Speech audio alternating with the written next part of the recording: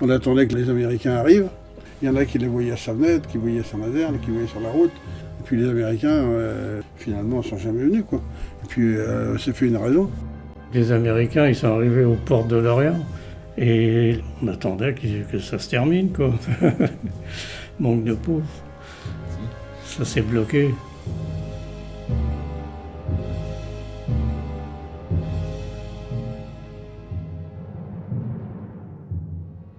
On était encerclés, alors ils n'osaient pas attaquer parce que ça reste rien. On était dans une grande prison, si vous voulez.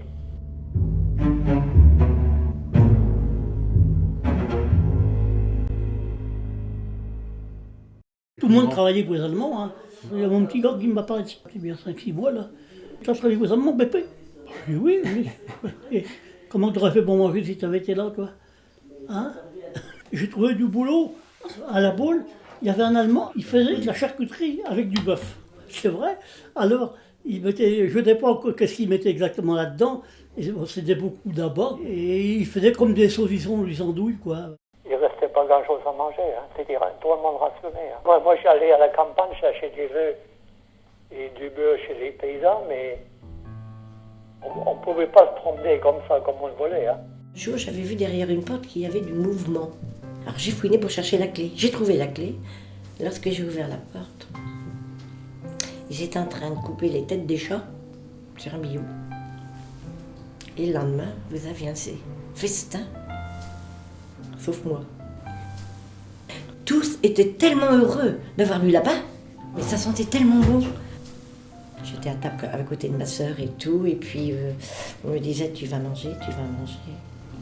J'avais pas faim. Bien sûr, c'était du chat. Nous, si on est parti aussi, c'est parce qu'il y avait quand même une famille qui était vaguement parents avec nous. Ma mère était bien, qui nous donnait des pommes de terre, quoi. Et à un moment donné, ils n'en avaient plus, quoi. Alors, un beau jour, les parents ont décidé de partir. Le drapeau blanc des heures de trêve flotte devant la poche allemande de Saint-Nazaire. Un protocole va être signé sous les auspices de la Croix-Rouge française. Les Allemands qui n'ont plus grand-chose à manger nous rendront les 12 000 civils de Saint-Nazaire, qui n'étaient plus pour eux que 12 000 bouches inutiles. À partir du moment où ils ont commencé à évacuer les bouches inutiles, puis moi j'avais un point de chute de toute façon. Alors je suis parti avec le premier convoi.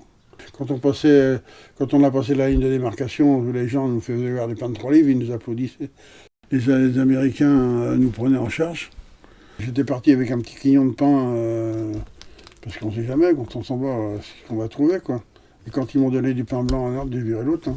Un morceau de pain blanc, un morceau de chocolat, une boîte de sardines, et hop, avec ça, c'était la fête.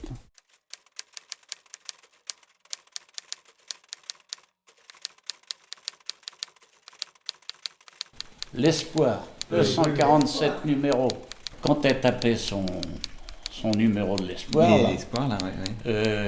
ils entendaient la machine, c'était en dessus de tout à fait dans les combles de l'hôtel. Il disait à sa mère, Mademoiselle Madeleine, beaucoup travail. Fil travail. Oui, fil travail. Parce que, ben oui, elle tapait à la machine et son numéro était tapé et elle allait le polycopier à la cure. Elle sortait 40 exemplaires par jour, quoi, que les gens venaient chercher à l'hôtel. Mon père était soldat ici à Gron. Il était soldat allemand, il était en garnison à Gron, exactement, oui.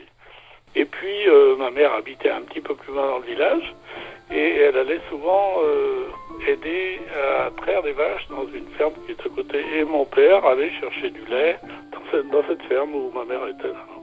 Mon père a été fait prisonnier le 8 mai à la fin de la poche et il est resté jusqu'au début, je pense que c'est jusqu'au 3 juin, il est resté au camp Franco à Gron. Je pense que oui, ma mère a toujours été amoureuse de lui, puisque elle l'a toujours porté dans son cœur jusqu'à la fin de ses jours.